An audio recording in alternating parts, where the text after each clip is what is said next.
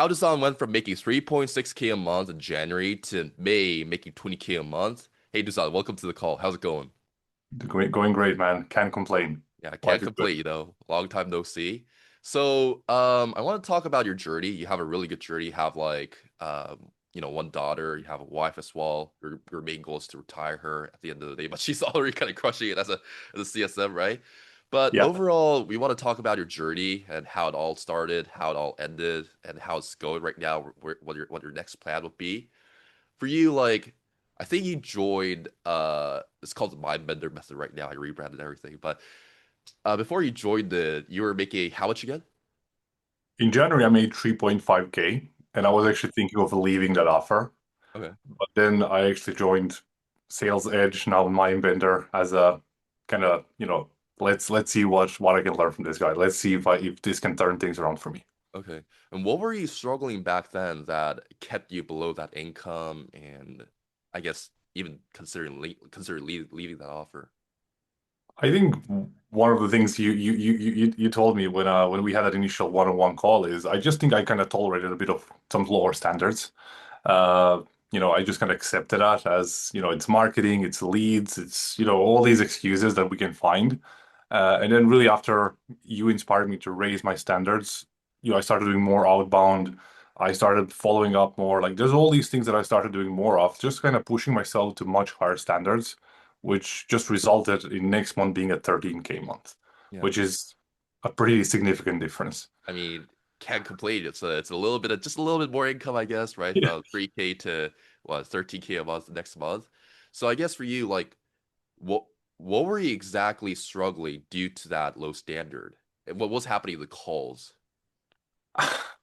I think, there was a couple of things there. I think I wasn't doing enough pre-handling stuff, which I really learned a lot from you about. So there was, I was kind of letting people off the hook. I wasn't, again, not holding myself accountable to these higher standards. Not a lot of follow-ups, barely did any outbound stuff, which also changed. I think in January, or sorry, in February, I had like 5 or 6 outbound sales, which I was like, and I'm still probably the top guy in the team when it comes to the outbound sales, because whenever I have a no-show now, like just call some people, set some people. Like sometimes you just hop on a call and the conversation goes super smooth, and you end up closing a guy not even planning to do that. So I think that made a big difference to me. Yeah. And what you cool if you share what offer you're selling, like a brief idea? Yeah, it's a men's personal development offer. So we work with men who are experiencing some pretty serious marital problems due to some childhood traumas, alcohol problems, drugs, like different kinds of problems. But it's super emotional offer. Yeah. And I think the biggest difference was the objection pre-handling sequence that I learned from you. Because most, if I like, sometimes we listen to some call reviews on the team huddles. I'm probably the only guy who most of the times gets no objections at the end. Like I don't like any like objection handling at the end. Not my thing. Again, I know it's sometimes necessary, but if I have to do like 15 minutes of objection handling, like my energy is drained. So I prefer to handle all that like in the discovery and in the first 20, 25 minutes. So then we have a kind of smooth transition into close. Yeah. And I guess what's the framework that you started using with the mind bending method with the objection prevention sequence? Like what's the kind of like the brief idea on how you literally crush someone's limiting belief, plant new identity in place?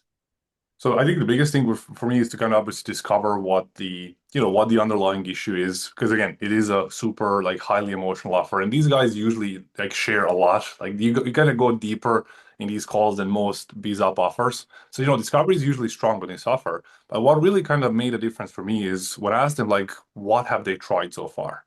And then, people usually give you some wishy-washy answer, like I tried to fix it myself, I read Yeah. some books, I watched some videos, and then you really kind of push them hard, and that's like, whoa, like that doesn't sound like a lot of effort on your end. Like, was this even a priority? And then, people kind of get a bit shocked, and then you share with them like, doesn't seem like you were really at that, I call this the F it stage. Yeah. Like you didn't go all in on making a change. And then you really kind of push them hard, like, what's different now? Like, are you gonna back out? And then what I started using from you is, do we have your permission now to hold you accountable to these higher standards? Yeah. Because you've been letting yourself off the hook, you've been tolerating some low standards. We're not gonna let you do that. Are you okay with that? Yes. Are you sure? And then, it kind of gives you permission to be harder on them if you need to. Right. And that just one small sauce made a huge difference, opened big doors Absolutely. for you. So Big. like how's life different now, I guess, for you? Like making 60K, 20K a month even now, consistently Yeah. helping men over there, with their marriage issues. It's good, man. Again, it's been just again. I've been kind of one of there's like me and this other guy that are just crushing. So I've been kind of top performer on this software since February, which is the first month that I that I've done with you, and it's good. Like again, May was my best month ever at 20K, and it's consistently being five-figure commissions. Everyone's happy. We recently had a change in the management team, but nothing changed for me. You just do your own thing. Everyone's happy. Like that's one cool thing when you're performing is that all these sales managers, they're not really giving you a hard time. As long as you perform, you don't have Yeah. to join these one-on-one extra trainings, performance improvement plans, none of that stuff. It's just you kind of go with it. Like Yeah, I companies, remember like even skipping a few like sales meetings because I was like the top performer and they were like, "Hey, like why are you joining?" Well, I'm just doing outbound as well. It's like, "Okay, well, June, you have to join. Well, do you want me to make more money? Then let me do whatever I want." So I got away with a lot of meetings, skipping a lot of meetings. So it's I true. mean, that's the privilege of being the top performer. You can kind of say fuck you to a lot of things, and fuck you money as That's true. well. That is true. Um, I know that you've been in space for quite some time. I think it was like before you joined me, it was like 2 years in, 1 year in, I think. Over 3 years, yeah. Right, right. Over 3 years. Over 3 years, yeah. When I joined, yeah, I've been like it's almost 4 years now at this 4 years. point. Jeez. I mean, for Yeah, you, like you've done different mentorships, and they've all helped you in different ways. I guess what was different from mine compared to the other ones? that's a good question. Like, and that's kind of, when I joined again, Sales Edge back then, like for me, I wasn't really looking for anything, super different because obviously I've done different trainings. For me, it was just I knew there was something missing. And I think the biggest piece for me is when you ask me, like, you've been in this space for over 3 years and you're making 3.56K, like, is that really what you should be making at this point in your life and your career? And I really kind of sparked, and then you obviously asked me about my daughter, wife, parents. Like for me, the biggest kind of thing that I got from you, and I still mention this to a lot of guys, like I probably recommend at least 10, 15 guys, to you is like you're really pushing people to hold themselves accountable to higher standards. And that's what sometimes that's all you need. Because I think most people now at this point have done some sort of sales training before. Yeah, And people know about the objection handling, future pace. Like, people are, I mean, obviously there you can always improve. I can still improve a lot. But I think I just needed someone to give me that push and say, you're tolerating some low standards. Like stop that. yeah. Like you have a wife, you have daughter, you have parents you want to take care of. Do more, do better. And that was, I think, the biggest thing for me. Yeah. As a trainer, and it probably sounds like a marketing gimmick to a lot of people, but I truly believe that pain digging and future pacing is dying in 2025. Like it's too vanilla nowadays. Like you really need to know how to really spot limit like patterns. Now, if you do this long enough, right, probably at this point, like you can spot patterns even before they speak a single word to you now.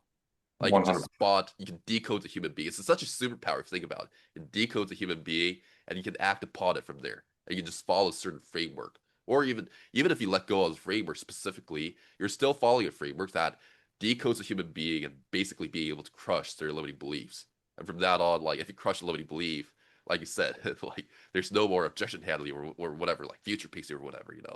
100%. I think when I initially started in this software, it was all like very pain-based, and it is a pain-based, offer because most men deal with, they're facing separation, divorce. But like for example, like sometimes you get a guy who's not in a bad position. It's just that he wants to do better.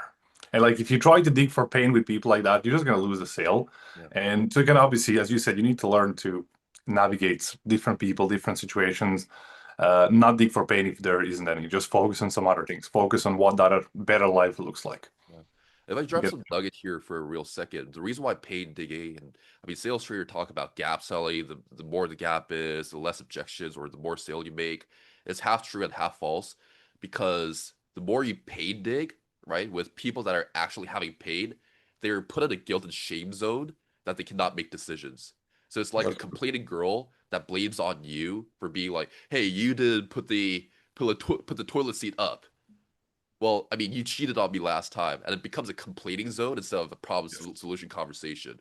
So if you Yes, keep on pain digging and keep on listening to the complaint, you think it's getting deeper and somewhere, but you get put in the nice guy zone eventually, and they just don't buy from you, no matter that's how much pain digging you do, you know? That's true, Yeah, especially with these men, because if you're pretty much just pointing fingers at them, and you dig like that's pretty much what they hear on a daily basis from their wives. So why would you like? Sometimes you just need to encourage these people, kind of get them in a state of, I can actually make a change. I can be this guy for my wife, my kids, for people around me. So yeah, I agree with you 100%. yeah.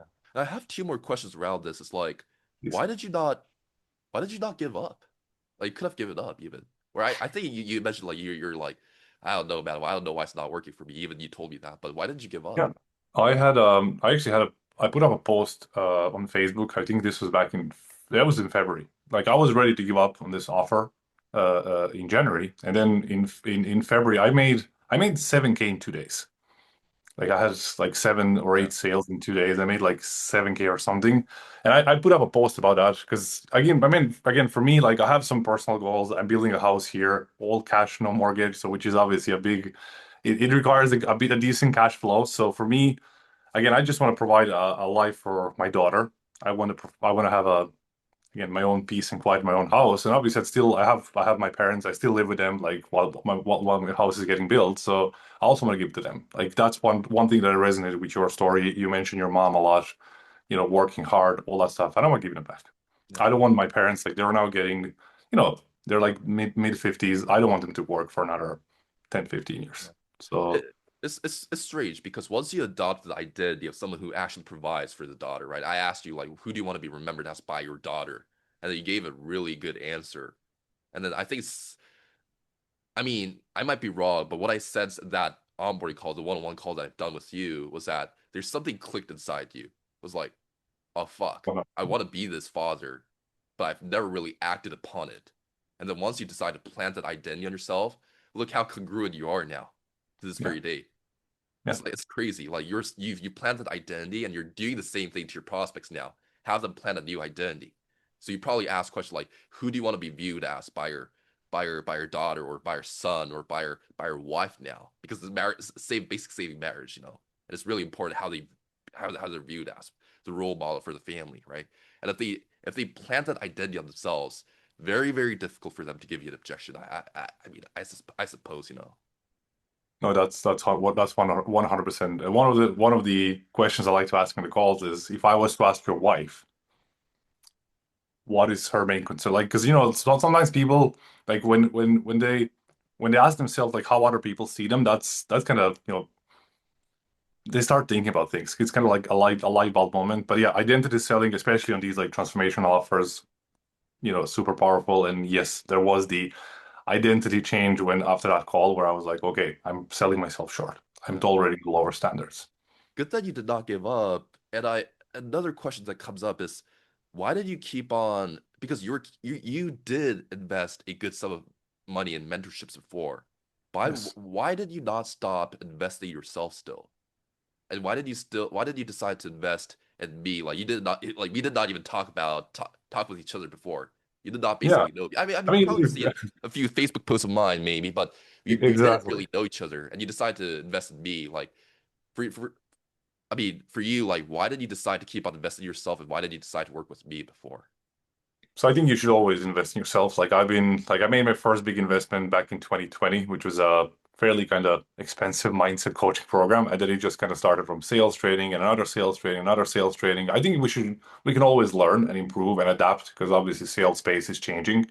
Prospects are being more sophisticated, and all that stuff. So I think we should always improve. And the reason I decided to invest with you is, I've been seeing your posts on Facebook for probably like last year and a half, 2 years. And Mhm. even though our paths never crossed, but I was like, this guy is, he's sarcastic, which I like. He's direct, no BS. It's just, I resonated with some, and then you and Brian have kind of launched your podcast at one point, and I kind of listened to a few episodes, and not necessarily, I mean, maybe I didn't resonate with every single thing you guys have talked about, but a lot of things did make sense. So I was like, look, let's just see what can we learn from this guy? And I would say, this year, by far, it was the best investment Oh, this year so far. Like flattery goes zero. a long way, brother. Flattery goes a long way. I paid this guy what a few dirhams to make him say this. No, I'm just kidding. Well, appreciate you for everything. Is there any advice for those skeptical mofos that you don't want to do this, I guess. Yes. Uh, First of all, guys, like you need to, I mean, obviously everyone needs to get a mentor. And I think that, find someone you resonate with. Again, for me, it was definitely you. I think, in some sort of like some personality traits, I think we share those. And definitely like don't just get a sales trainer, get someone who's going to hold you accountable to higher standards. Because everyone you can learn sales. Like you can when you go on YouTube, we had ChatGPT, you can role play now. Like there's so many opportunities these days. But get someone who is gonna call you out on your BS, who's gonna challenge you, and who's gonna hold you accountable to higher standards. And for me, that was definitely you. I mean, you could have figured it out on yourself, with ChatGPT or just like learn from whatever YouTube or whatever, But look at you right now. I mean, you can't complain, all the money that you spend. Man, life is good. I'm telling you again, just again, holding myself accountable to much higher standards, knowing that even if things do slow down, there's always follow-ups, outbound. Again, not there's nothing going to stop me now. Like we even had like a whole July was extremely slow month. We kind of went through a bit of transition with marketing. That's fine. Like outbound follow-ups, still managed to get just around 10K That's good. on an extremely slow month. I mean, July is usually a slow month because it's vacation, summer times, and usually this is where like people, I mean, companies make their adjustments for Q3, Q4. So usually July is a slow month. I mean, I'm what? just saying, like, it was, I think I ended up having 20, I took 20 calls for the whole month of July. Like, obviously, not all of them were qualified and all that. I still ended up on around 10K. So if you So think that's about it, it's like, like that's a bad month now. it's like working 20 hours a month and making 10K a month. Jeez, you sound like you're complaining, Not at all, man. Life is good. Okay, cool.